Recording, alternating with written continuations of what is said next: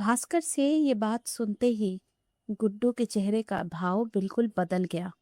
उसने कहा, मैंने कसम खाई है भैया, अब मैं वहां नहीं जाऊंगा।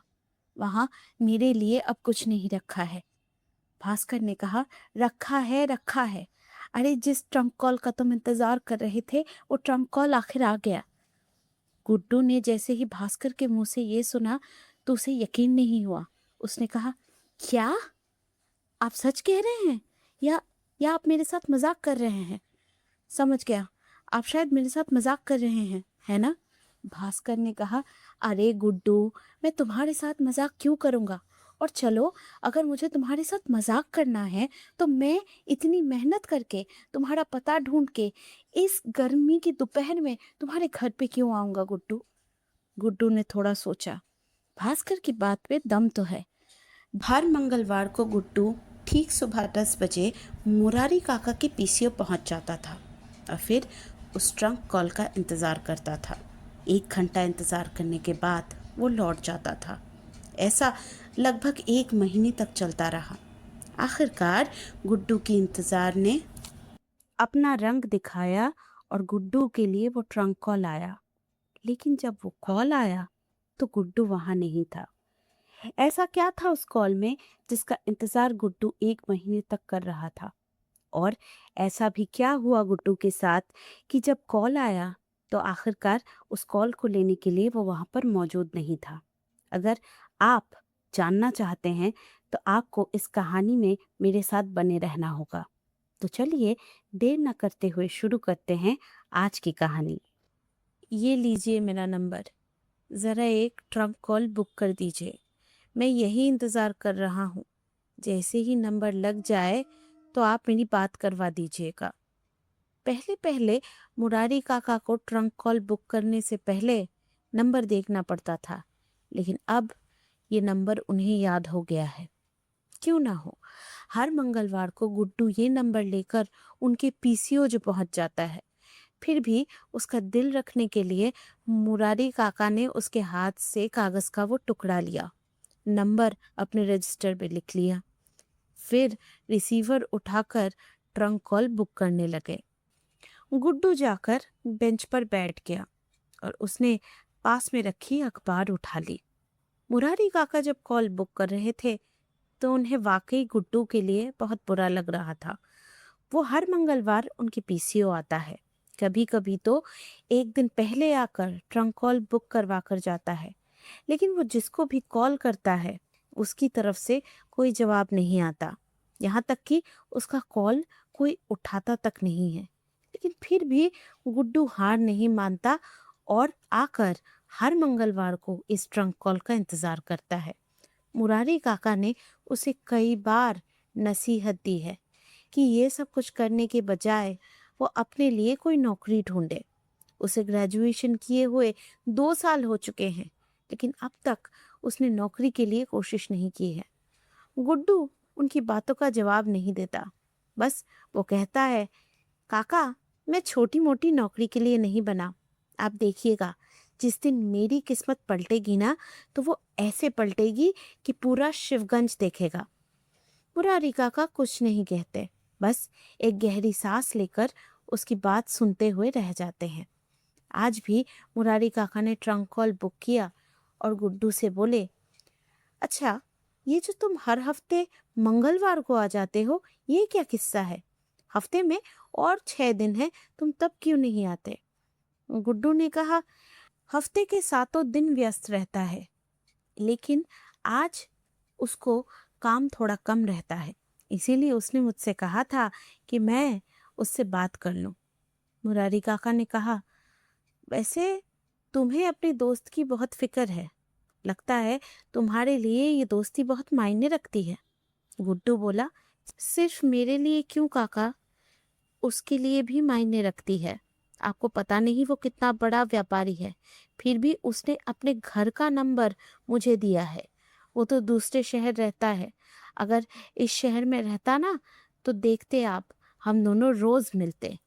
मुरारी काका गुड्डू को कुछ नहीं कहते। गुड्डू बुरा नहीं है, हाँ थोड़ा सा आलसी है, लेकिन इंसान बुरा नहीं, दिल का भी भोला है। तभी तो वो किसी की भी बात पर भरोसा कर लेता है, जैसे कि उसने अपनी दोस्त की बात पर भरोसा कर लिया।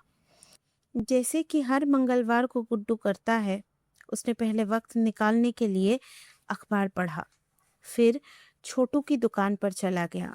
वहां पर उसने चाय पी, मुरारी काका के लिए भी वो चाय लेकर आया। फिर मुरारी काका से भी इधर उधर की बातें करने लगा। बातें करते करते हर हफ्ते की तरह वो घड़ी की तरफ देखने लगा। जैसे जैसे वक्त बीतता गया, उसके चेहरे पे मायूसी छाती गई। ऐसा हर मंगलवार को होता है। बीतते वक्त के साथ गुड्डू को पता चल जाता है कि कॉल का जवाब नहीं आने वाला। आखिरकार 1 डेढ़ घंटा हो जाने के बाद गुड्डू ने कहा, लगता है वो काम में व्यस्त होगा, वरना वो मेरे कॉल का जवाब ना दे, ऐसा नहीं हो सकता। काका, आपको पता नहीं है हम कितने अच्छे दोस्त हैं। मुरारी काका कुछ नहीं कहते। उन्हें अच्छी तरह पता है कि गुड्डू इस बात को इतनी आसानी से नहीं मानेगा कि कॉल का जवाब नहीं आने वाला। अभी वो लाल चौक पे कुछ देर तक इधर उधर घूमता रहेगा और 1 2 दुकानों पर जाएगा, फिर अपने किसी दोस्त के पास जाएगा, उसके साथ थोड़ा वक्त बिताएगा। ये सब कुछ करते करते और 1 2 घंटे बीत जाएंगे। फिर जब उसे यकीन हो जाएगा कि इस कॉल का जवाब नहीं आने वाला, वो तभी घर जाएगा, लेकिन जाने से पहले भी अपने दोस्त की इज्जत बचाने की कोशिश करेगा। मुरारी काका ने गुड्डू से कहा, हाँ ठीक है, वैसे भी ऐसा हो सकता है कि अभी तक उसे वक्त ना मिला हो। तुमने कहा वो व्यस्त इंसान है, हो सकता है उसे कोई काम पड़ गया हो। काम खत्म हो जाने के बाद मुझे यकीन है कि उसकी तरफ से तुम्हारे बुक किए हुए ट्रंक कॉल का जवाब जरूर आएगा, और जैसे ही जवाब आएगा मैं तुम्हें बुला लूंगा। गुड्डू ने मुस्कुराकर कहा, हाँ हाँ बिल्कुल काका, वो सामने वाली दर्जी की दुकान है ना लाल चौक पे, मैं वहीं पर जा रहा हूँ। मैं आधे घंटे तक आपको वहीं मिलूंगा। अगर कॉल आए तो आप थोड़ा होल्ड कर लीजिएगा और छोटू को कह दीजिएगा कि मुझे बुला ले। अच्छा काका, मैं चलता हूँ, कॉल आ जाए तो मुझे बुला लीजिएगा। मुरारी काका ने सर हाँ में हिलाया और उनकी सहमति मिलते ही गुड्डू उनकी दुकान से बाहर निकल गया।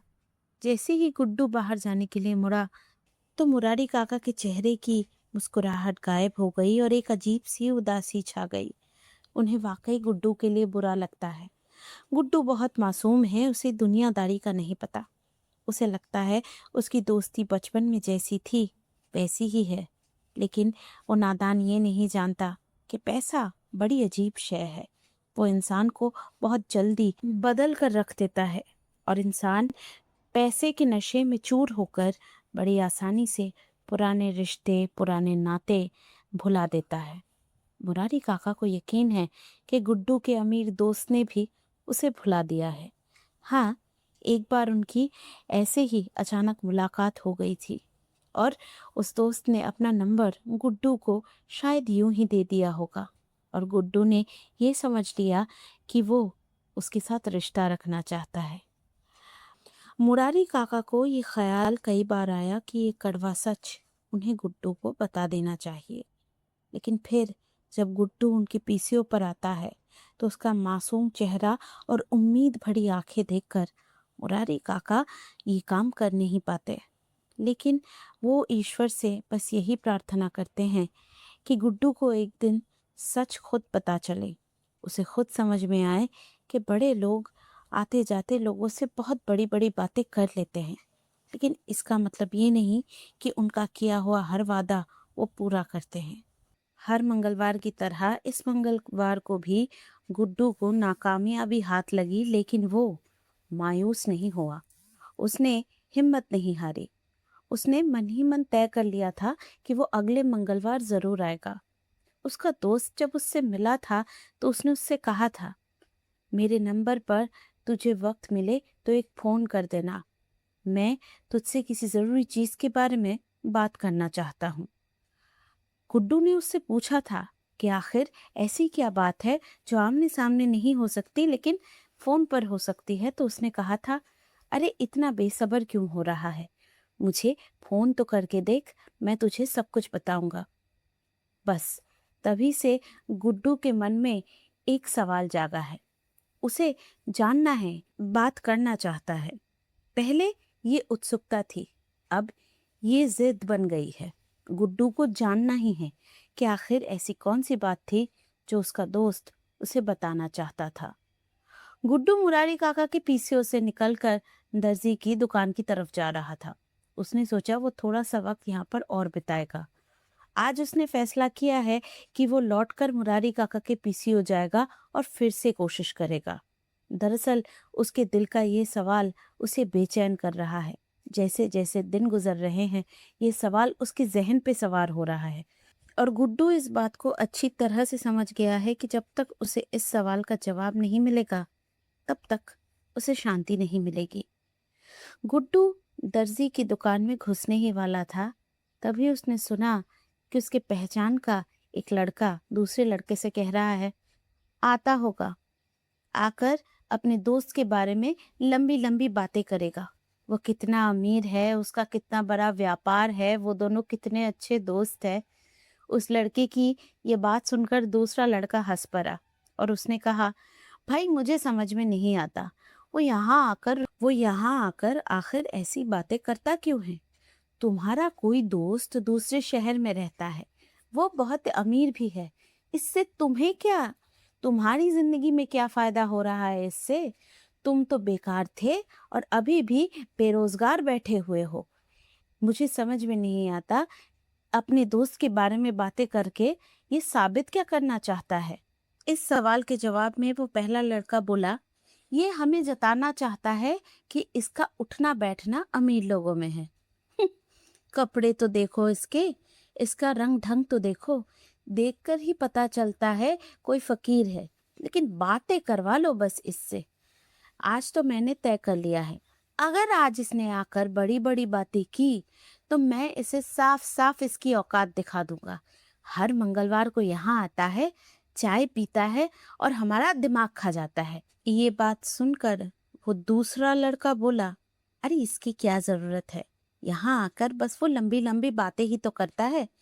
वो झूठ बोल रहा है, बातें बना रहा है, ये हम सब जानते हैं। इसी में हमारा वक्त गुजर जाता है। वैसे भी हमें क्या पड़ी है कौन किसका दोस्त है कौन किसका दोस्त नहीं है।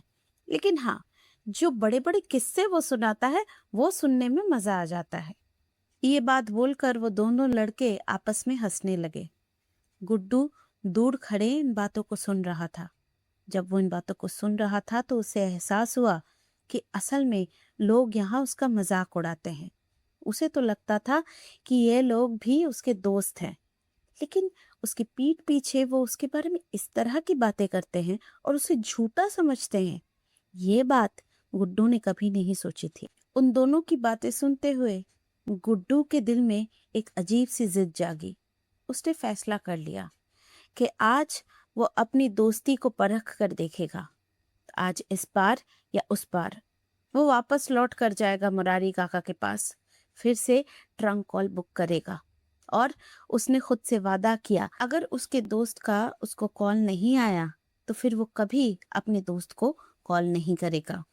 गुड्डू के दिल में जैसे ही ये ख्याल आया, उसने साइकिल घुमाई और वो सीधे मुरारी काका के पीसीओ पहुंच गया। मुरारी काका गुड्डू को फिर से वहां देखकर थोड़ा सा हैरान हुए। गुड्डू को जब आना था उससे थोड़ा पहले गुड्डू यहाँ आ चुका था। मुरारी काका इससे पहले कि गुड्डू को पूछ पाते कि आखिर हुआ क्या है, गुड्डू ने कहा, काका एक बार और कॉल बुक कर दीजिए। मुरारी काका थोड़े से हैरान हुए। गुड्डू ऐसा करता नहीं है। एक बार जब कॉल का जवाब नहीं आता तो वो थोड़ा इंतजार करता है और फिर अगले हफ्ते आता है। ऐसा ही हो रहा है पिछले 1 महीने से।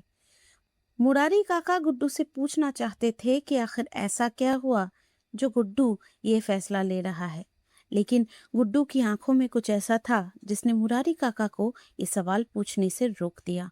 मुरारी काका ने रिसीवर फिर से उठा लिया और पर्चे में से नंबर देखकर कॉल बुक करने लगे। गुड्डू भी बेंच पर बैठ गया और उसने अपने हाथ मुट्ठी में बांध लिए, जैसे इस मुट्ठी में उसने अपनी दोस्ती के रिश्ते को बांध रखा था। आज उसके सवाल के जवाब का दिन था। आज परीक्षा सिर्फ गुड्डू के विश्वास की नहीं, उसकी दोस्ती की भी थी।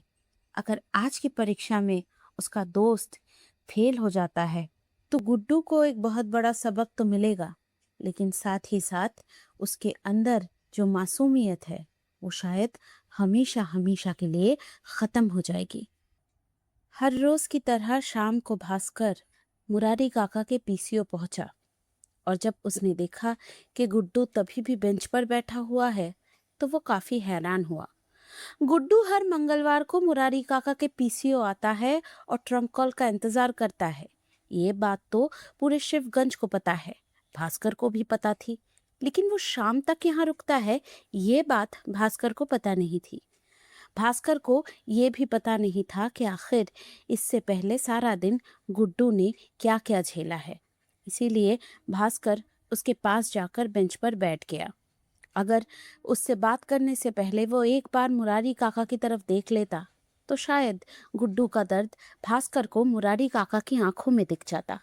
भास्कर ने बस यूं ही गुड्डू से पूछ लिया, क्या बात है गुड्डू, आज शाम को आए हो? आज क्या ट्रंक कॉल शाम को आने वाला है? गुड्डू ने सारा दिन इंतजार किया था, लेकिन ट्रंक कॉल नहीं आया था। आज सिर्फ उसका दिल नहीं टूटा, बल्कि दोस्ती पर से भरोसा टूट गया था। इस बात से वो खुद उभरने की कोशिश ही कर रहा था, तभी भास्कर की कही इस बात ने गुड्डू को अंदर से तोड़ दिया और वो बेंच से खड़ा हुआ और फिर गुस्से में बोला, उड़ा लीजिए भास्कर भैया, आप भी मेरा मजाक उड़ा लीजिए। आप भी कह दीजिए कि मैं झूठी झूठी कहानियां बनाकर लोगों को सुनाता हूँ। दूसरों के पास पैसा है, इससे मेरा क्या लेना देना? मैं तो एक बेकार लड़का हूँ, बेरोजगार भी हूँ। मैं सारी जिंदगी दूसरों के अमीरी के किस्से सुनाता रहूंगा और खुद के दिल को बहलाता रहूंगा। आप भी यही कहना चाहते हैं ना? कर लीजिए, आप भी अपनी ख्वाहिश पूरी कर लीजिए। वैसे भी मुझे तो कुछ भी सुनाना आसान है ना, मैं तो गुड्डू हूँ, मैं चुपचाप कुछ भी सुन लेता हूँ। ये कहकर गुड्डू सीधा मुरारी काका के पीसीओ से एक तूफान की तरह बाहर निकल गया। मुरारी काका भास्कर दोनों उसे पीछे से बुलाने लगे, लेकिन गुड्डू ने उनकी आवाज नहीं सुनी। जब भास्कर ने मुरारी काका की तरफ सवाल भरे नजरों से देखा तो मुरारी काका ने कहा, चाय मंगवा लो भास्कर, मैं तुम्हें बताता हूँ कि क्या हुआ। आज गुड्डू के सिर्फ आत्मसम्मान को ठेस नहीं पहुंची, उसके दिल को चोट लगी है। उसे संभलने में थोड़ा सा वक्त तो लगेगा। उस दिन जो हुआ उसके बाद एक हफ्ता और गुजर गया। फिर से मंगलवार आया। लाल चौक पे फिर से लोगों की भीड़ थी। मुरारी काका सोच रहे थे कि इस हफ्ते भी गुड्डू आ जाएगा। गुड्डू गुस्से का तेज है। गुड्डू के अंदर जो जिद है वो उसे इतनी आसानी से हार नहीं मानने देगी। हालांकि वो अभी भी मानते हैं कि गुड्डू अपना वक्त बर्बाद कर रहा है।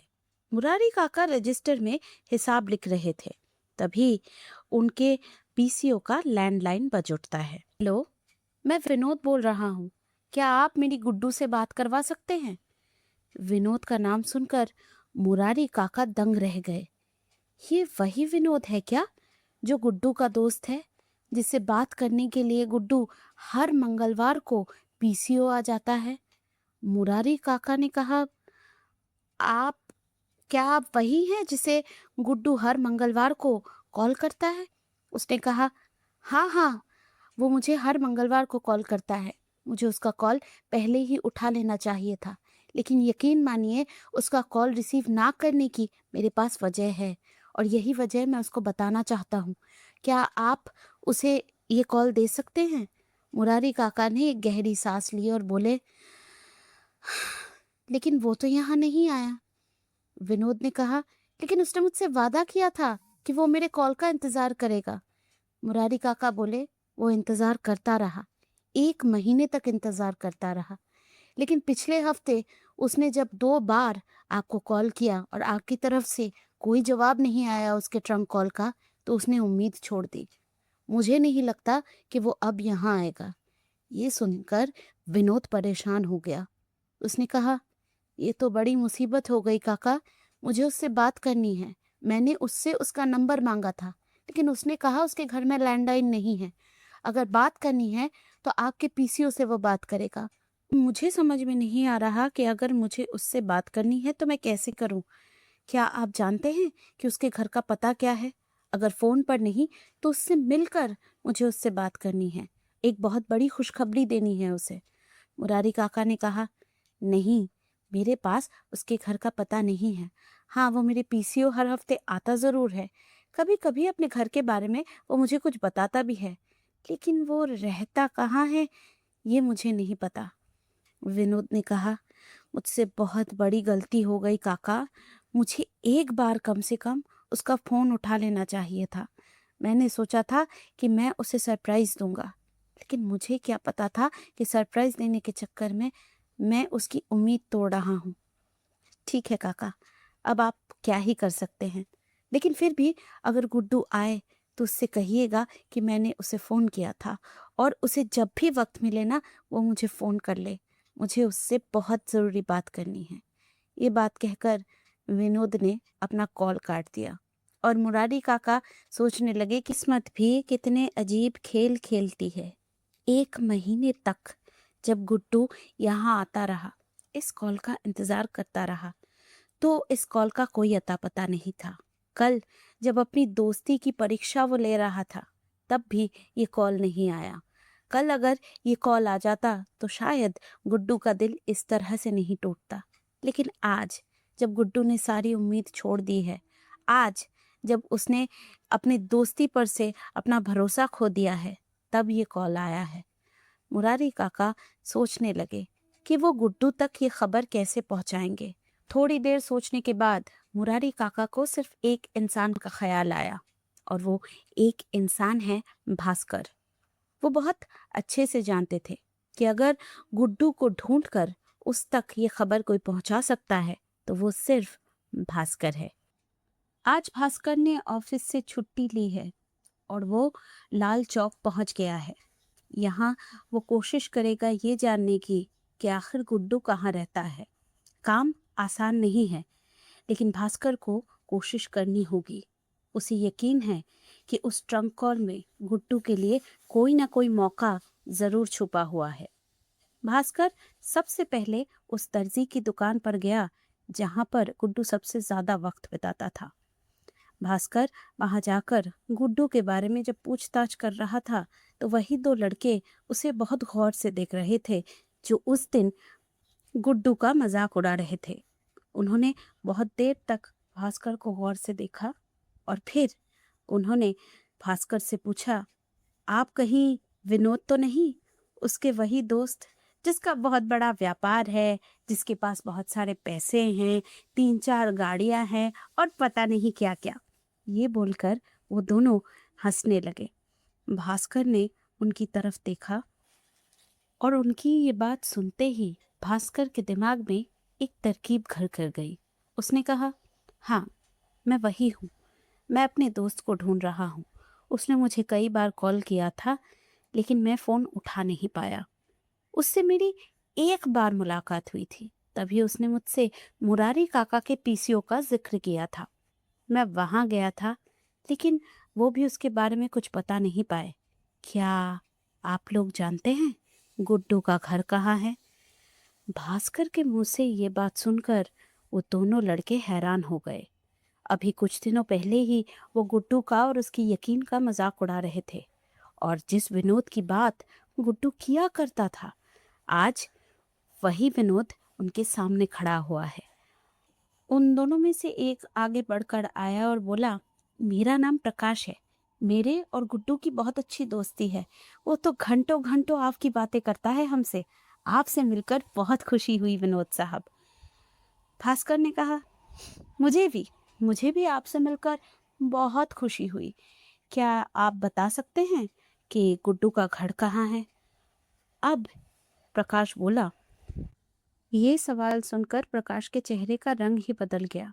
भास्कर के सवाल का जवाब देने के बजाय उल्टा उसने भास्कर से पूछा, आप उसके घर का पता क्यों चाहते हैं?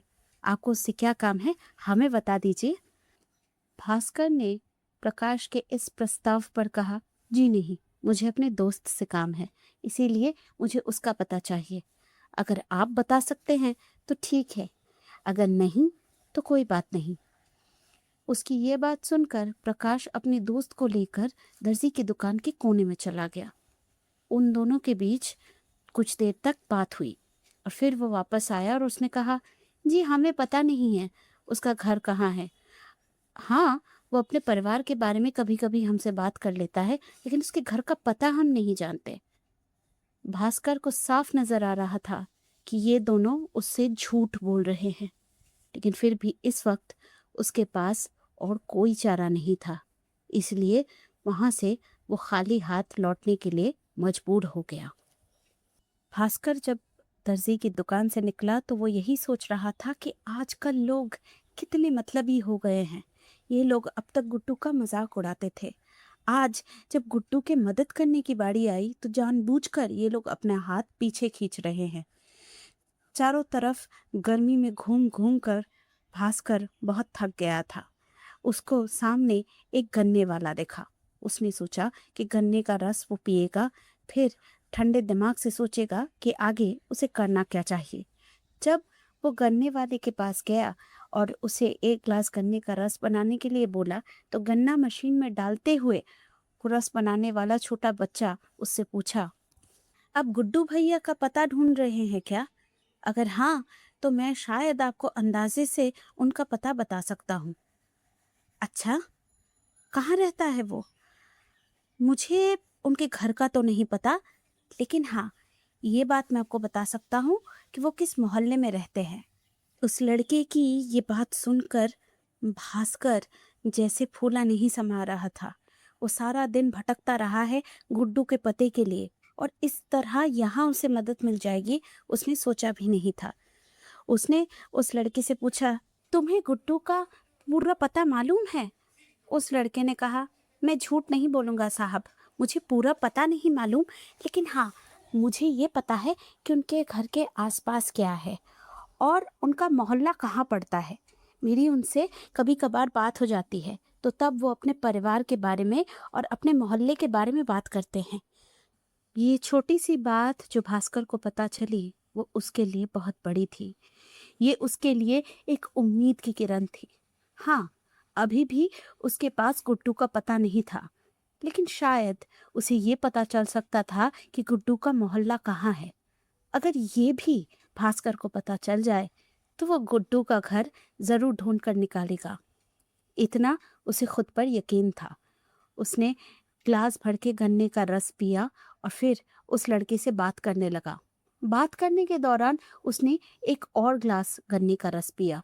जब आखिरकार भास्कर ने उस लड़के से बात करना खत्म किया तो उसको लगभग अंदाजा था कि गुड्डू का घर आखिर कहाँ हो सकता है। जाते हुए भास्कर ने उस लड़के को 2 की जगह 3 ग्लास गन्ने के रस का जब पैसा दिया तो वो बच्चा बोला, अरे नहीं नहीं साहब, इतने पैसे की ज़रूरत नहीं है, आपने बस 2 ग्लास गन्ने का रस पिया, इसके लिए आपको 3 ग्लास गन्ने के रस के पैसे देने की कोई ज़रूरत नहीं है। भास्कर ने मुस्कुराकर कहा, ये गन्ने के लिए मैं तुम्हें नहीं दे रहा हूँ, ये जो तुमने मेरी मदद की है ना, उसके लिए दे रहा हूँ। तुम्हें अंदाज़ा भी नहीं है, तुमने जो मुझे बताया है वो मेरी कितनी मदद करेगा और गुड्डू की भी कितनी मदद करेगा। उसने जो उसे खबर दी है, इससे गुड्डू की मदद हो सकती है। ये सुनकर वो लड़का मुस्कुराकर बोला, क्या सच्ची? मैंने जो बताया उससे गुड्डू भैया की मदद हो जाएगी? भास्कर ने कहा, हाँ बिल्कुल, कम से कम ऐसी उम्मीद तो है। तो उसने कहा, ठीक है भैया, फिर आप कोशिश कीजिएगा कि उनका कुछ भला हो जाए। गुड्डू भैया बहुत अच्छे इंसान हैं, दिल बहुत साफ है उनका। अगर मेरी वजह से उनका कुछ भला होता है तो मुझे खुशी होगी। ये सुनकर भास्कर बहुत खुश हुआ। उसे इस बात का एहसास हुआ कि शायद गुड्डू के पास बहुत सारा पैसा नहीं है, शायद उस नज़रिए से देखे तो उसने इज्जत नहीं कमाई, लेकिन उसने आज की दुनिया में इंसान कमाए हैं। ऐसे इंसान जो दिल ही दिल में उसका भला चाहते हैं, जो उसकी इज्जत इसलिए करते हैं क्योंकि वो एक अच्छा इंसान है। आखिरकार उस लड़के से भास्कर ने विदा लिया और वो गुड्डू का घर ढूंढने के सफर पर निकल पड़ा। आखिरकार भास्कर अपनी मंजिल तक पहुंच ही गया। वो उस पीपल के पेड़ से थोड़ी ही दूर खड़ा हुआ था जिसके नीचे वो नाई बैठता है। यहाँ तक पहुँचना भास्कर के लिए आसान नहीं था। जब वो शिवगंज से निकला था तो उसके पास बस एक धुंधला सा रास्ता था। उसी रास्ते के ऊपर भरोसा करके उसने अपना सफर शुरू किया था। उसने अपना सफर शुरू किया और लोगों से पूछता गया। इस सफर में उसे पता चला कि गुड्डू को बहुत लोग जानते हैं और सभी मानते हैं कि गुड्डू एक अच्छा इंसान है, क्योंकि दूसरों की नज़र में वो आवारा हो सकता है, लेकिन ऐसे कई लोग हैं जिनकी मदद गुड्डू ने चुपचाप की है। इसीलिए भास्कर को कहीं ना कहीं यकीन हुआ है कि उसने जो दूसरों की मदद की है, गुड्डू को उसी का सिला मिलने वाला है। भास्कर ने और देर नहीं लगाई। उसने जल्दी से अपने कदम चलाए और वो नाई के पास पहुंच गया। फिर उसने उस नाई से पूछा, आपको गुड्डू का घर पता है? वो नाई किसी की दाढ़ी बना रहा था, इसीलिए भास्कर की तरफ बिना देखे ही वो बोला, अरे इस पेड़ के पीछे ही तो है गुड्डू का घर, आप चले जाइए, मुश्किल से 6 या 7 कदम होगा। भास्कर का दिल जोरों से धड़कने लगा। आखिरकार उसे गुड्डू का घर मिल ही गया। भास्कर जब नाई के बताए हुए पते पर पहुंचा तो उसने देखा कि वहां पे एक मंजिला पक्का मकान है। वो घर दिखने में बहुत ही साधारण है। घर देखकर ही पता चलता है कि गुड्डू का घर भले ही पक्की ईंटों का बना हो, लेकिन उसकी माली हालत इतनी भी कोई अच्छी नहीं है। भास्कर ने पूरे सफर में मन ही मन सोच रखा था कि वो गुड्डू से कैसे बात करेगा। उसे समझ में नहीं आ रहा कि वो बात शुरू कैसे करे, लेकिन उसे ये भी पता था कि दरवाजा तो उसे खटखटाना पड़ेगा ही। अंदर जाकर या तो गुड्डू से बात करनी पड़ेगी, या फिर अगर वो अंदर नहीं है तो उसका इंतजार करना पड़ेगा। भास्कर गुड्डू के घर के दरवाजे पे खड़े होकर ये सब कुछ जब सोच ही रहा था, तभी गुड्डू के घर का दरवाजा खुला और खुद गुड्डू अपने घर से बाहर निकला। अपने सामने भास्कर को खड़ा देखकर गुड्डू बहुत हैरान हुआ। उसने भास्कर से पूछ ही लिया, अरे भैया, आप यहाँ? आपको मेरे घर का पता किसने दिया? भास्कर ने गुड्डू को कहा, इन सब के बारे में बात करने का वक्त नहीं है गुड्डू, तुम्हें अभी मेरे साथ चलना है। गुड्डू ने पूछा, कहाँ चलना है? मुरारी काका की पीसीओ। भास्कर से ये बात सुनते ही गुड्डू के चेहरे का भाव बिल्कुल बदल गया। उसने कहा, मैंने कसम खाई है भैया, अब मैं वहां नहीं जाऊंगा। वहां मेरे लिए अब कुछ नहीं रखा है। भास्कर ने कहा, रखा है, रखा है। अरे जिस ट्रंक कॉल का तुम इंतजार कर रहे थे, वो ट्रंक कॉल आखिर आ गया। गुड्डू ने जैसे ही भास्कर के मुंह से ये सुना तो उसे यकीन नहीं हुआ।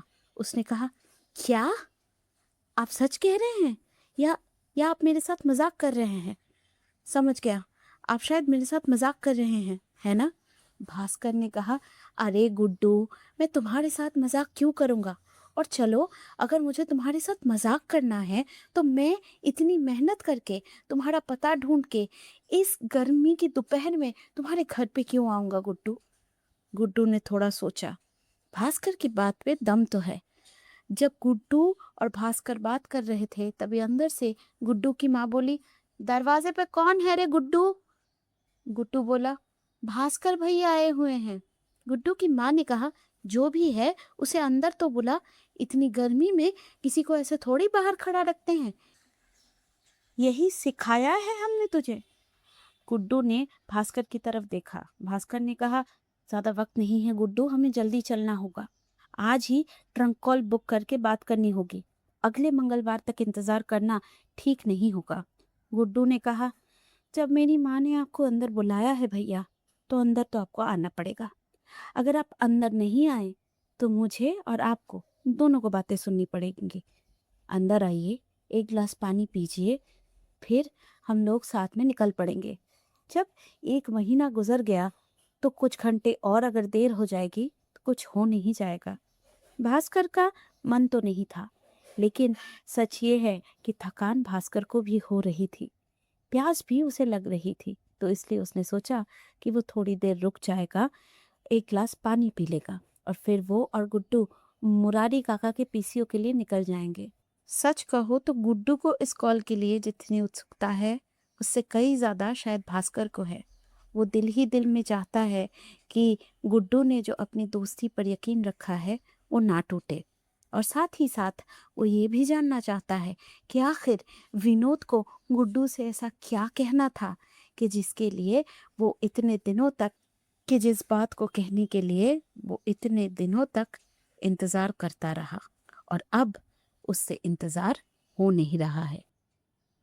गुड्डू का घर ढूंढकर उसे वहां से लेकर आने में मुश्किल से भास्कर को 3 से 3.5 घंटे लगे होंगे। लेकिन इन्हीं 3 साढ़े 3 घंटों में शिवगंज के लाल चौक का माहौल बिल्कुल बदल गया।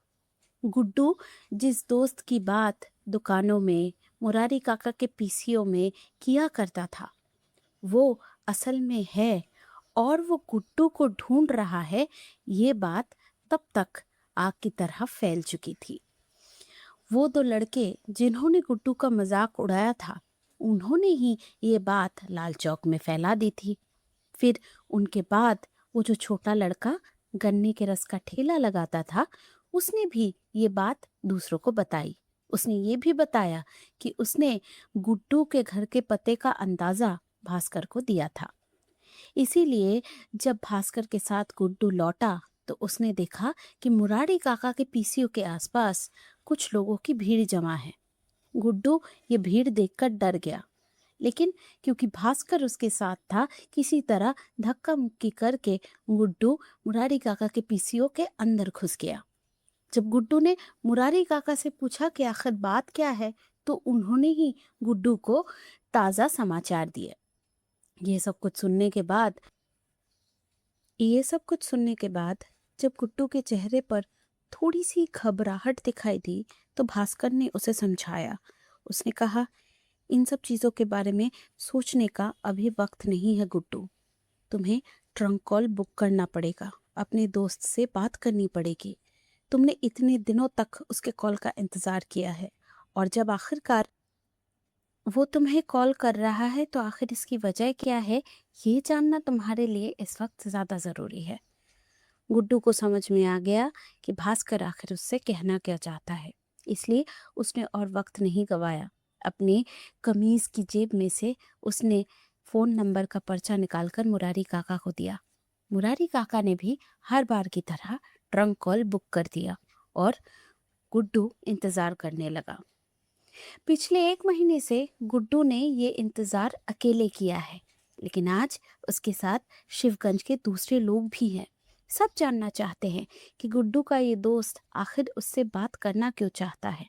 आखिर दोनों में इतना फ़र्क जो है, ऐसे फ़र्क में ऐसी दोस्ती टिक कैसे सकती है?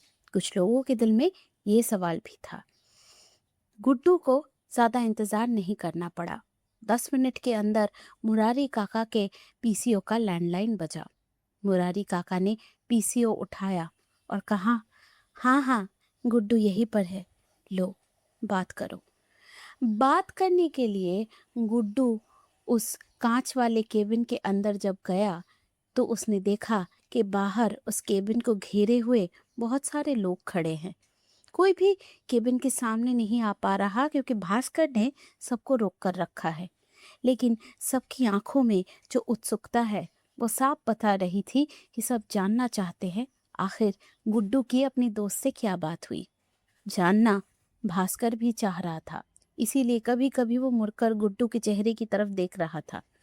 उसने देखा, पहले गुड्डू के चेहरे पर एक मुस्कुराहट आई, फिर आखिरकार उसके चेहरे पर ऐसी खुशी आई जिसे देखकर भास्कर के चेहरे पर भी मुस्कुराहट आ गई। आखिरकार गुड्डू जब बात करके बाहर निकला तो उसे सबने घेर लिया, लेकिन गुड्डू ने किसी से कोई बात नहीं की। भीड़ में से उसने खुद के लिए रास्ता बनाया। फिर वो मुरारी काका के पीसीओ के अंदर गया और मुरारी काका के पैर छू लिए। मुरारी काका हैरान हो गए। उन्होंने कहा, क्या बात है, क्या कहा तुम्हारे दोस्त ने? काका, मेरे दोस्त ने आसाम में चाय का एक बागान खरीदा है और उसके इसी व्यापार में वो मुझे अपना हिस्सेदार बनाना चाहता है। गुड्डू की ये बात सुनकर मुरारी काका बहुत खुश हुए, लेकिन जो लोग उसका मजाक उड़ा रहे थे वो हैरान हो गए। वही दर्जी की दुकान वाले दो लड़के, उनमें से एक बोल पड़ा, अच्छा, अगर ऐसा ही है तो इतने दिनों तक उसने तुम्हारा फोन क्यों नहीं उठाया? गुड्डू के पास पिछली बार उनकी कही बातों का जवाब नहीं था, इसीलिए वो चुपचाप खड़ा हुआ था। लेकिन आज उसने साफ कहा, क्योंकि वो मुझे सरप्राइज देना चाहता था। वो चाहता था कि चाय के बागान की डील पूरी तरह से हो जाए, उसके बाद ही वो इस बारे में मुझसे बात करे।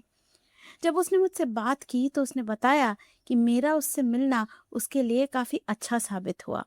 मुझसे मिलने के बाद ही चाय के बागान की ये डील फाइनल हो गई। उसे मेरी हालत का पता था। हाँ, मैंने कभी उससे अपनी हालत का जिक्र नहीं किया, इसीलिए उसने मेरी मदद करने का फैसला किया। उसने सोचा था कि जब सब कुछ हो जाएगा वो मुझे तभी बताएगा।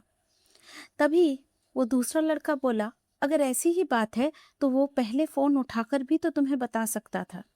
गुड्डू ने कहा, हाँ, बता सकता था, लेकिन एक बात शायद तुम्हें नहीं पता, वो अपने घर में अकेले रहता है और ये बिजनेस डील करने के लिए उसे आसाम जाना पड़ा। वहीं पर वो 1 महीना रुका हुआ था। वो जहाँ पर था वहाँ का नंबर वो मुझे नहीं दे सका, इसीलिए हमारी बात नहीं हो पाई। मुझे उम्मीद है अब तुम्हारे हर सवाल का जवाब तुम्हें मिल गया होगा। उस लड़के के साथ साथ दूसरे ऐसे कई लोगों की नजरें आज नीची हो गई, जिन्होंने हमेशा गुड्डू का मजाक उड़ाया है, उसे बेरोजगार, बेकार, आवारा और पता नहीं क्या क्या कहा है। गुड्डू ने उन सबकी आंखों की तरफ देखा। एक पल में उन सबका नजरिया गुड्डू के लिए बदल चुका था, लेकिन अब गुड्डू को इन चीजों से कोई फर्क नहीं पड़ता था। वो मुड़ा और उसने भास्कर को गले लगा लिया और कहा, भैया, आपने मेरे लिए क्या किया है आपको अंदाजा तक नहीं है। अगर आप आज मुझे नहीं लेकर आते तो शायद मेरे हाथ से ये मौका निकल जाता। मेरे दोस्त ने मुझसे कहा कि वो 2 दिन बाद ही आसाम के लिए निकल रहा है, मुझे भी उसके साथ जाना होगा। आप मेरी जिंदगी में भगवान बनकर आए और ये मैं कभी नहीं भूलूंगा।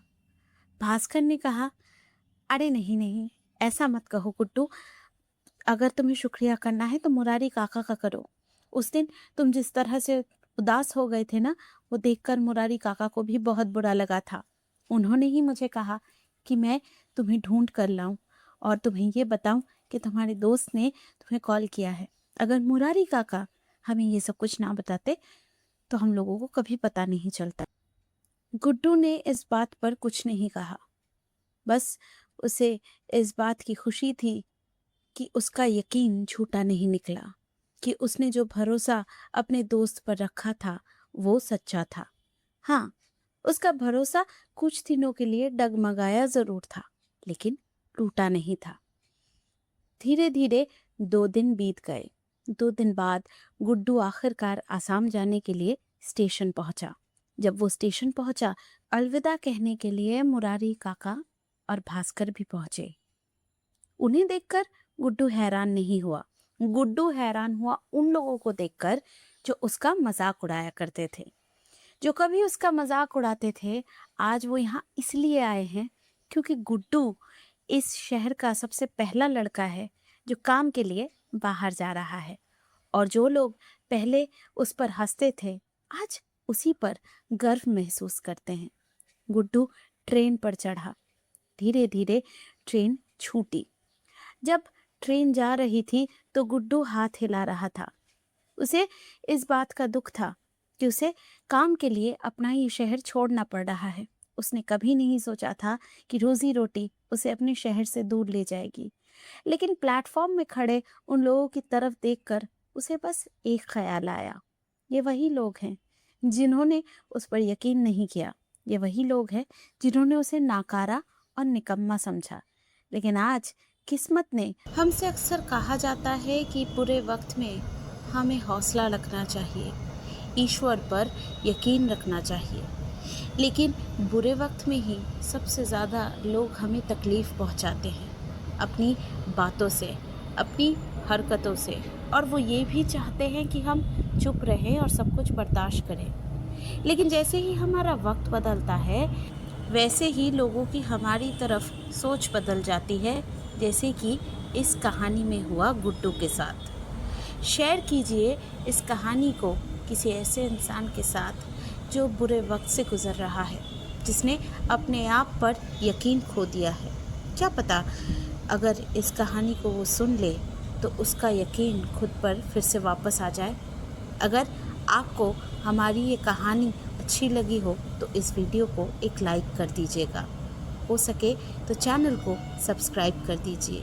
मैं इसी तरह की कहानियाँ लेकर हर हफ्ते शुक्रवार को आती रहूँगी। फिर मुलाकात होगी अगली कहानी पर। तब तक खुश रहिए और कहानियाँ सुनते रहिए।